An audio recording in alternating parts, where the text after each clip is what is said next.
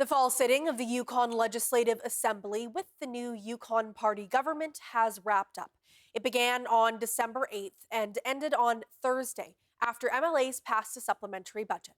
The CBC's Virginie has been covering the sitting and she joins me now with more. So Virginie, we will talk about that supplementary budget in just a second, but let's begin with this fresh batch of MLAs. I do mean fresh because many of them are rookies and this was their first real taste of government. So how did that all play out in this short sitting? And you're right, it was a very short sitting, 8 days only, and it felt more like a window into the transition than a real taste of what the government will be like. But we can be fair and acknowledge that the Yukon Party went into this sitting super fast right after the election, so that didn't give a lot of time for new ministers to get to know their portfolios and to provide solid answers during a question period. Ministers leaned on go-to excuses, saying they haven't been briefed, they'll respond later, or blaming current issues on the former Liberal government. But Megan, we've heard these excuses from more experienced ministers in the past. So the question now is how long these excuses remains credible. And one thing interesting to point out here is that ministers were not being questioned only by the opposition, but also from their own party. It's been a while since the Yukon legislature has had backbenchers, and now with 4 MLAs in the Yukon Party without ministerial portfolios, this is a way for the government to basically raise issues it wants to talk about. So that's something I've seen nearly every day during this sitting, ministers facing questions from their own party. And this makes for a weird scripted exchanges. For example, backbencher Tyler Porter asked the Minister of Highways and Public Works, Linda Benoit, about an update on the construction of the new Teslin Bridge.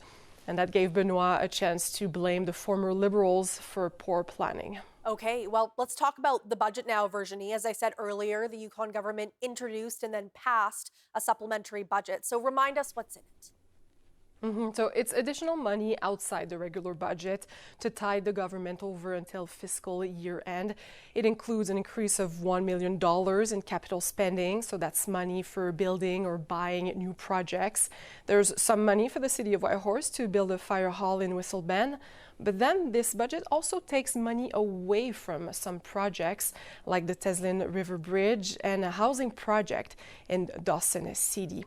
But also there's money toward a very popular issue, $1.6 million to subsidize electricity bills. That's to offset the impact of rate increases previously announced by Yukon Energy.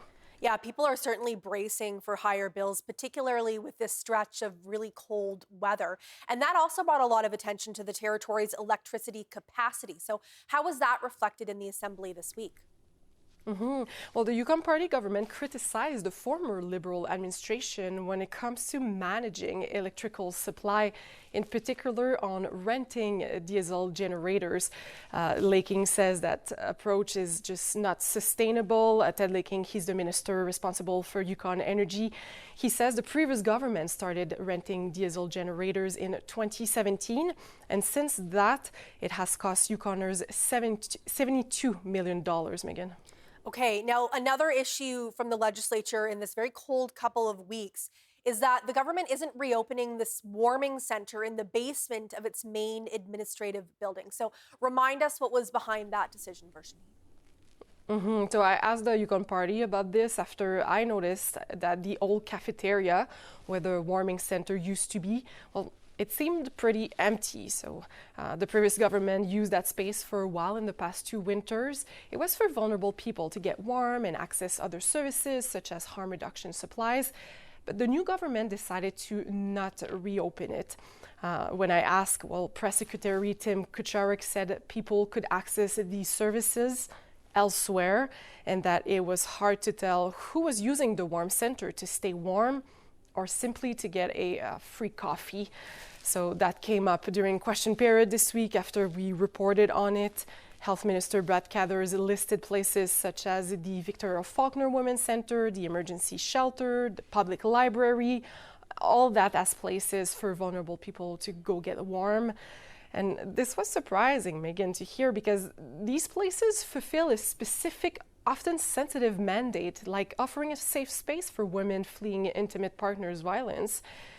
And Catters also said that while the warming center downstairs is closed, while the whole building is still open on weekdays, and Catters said that people are welcome to go there.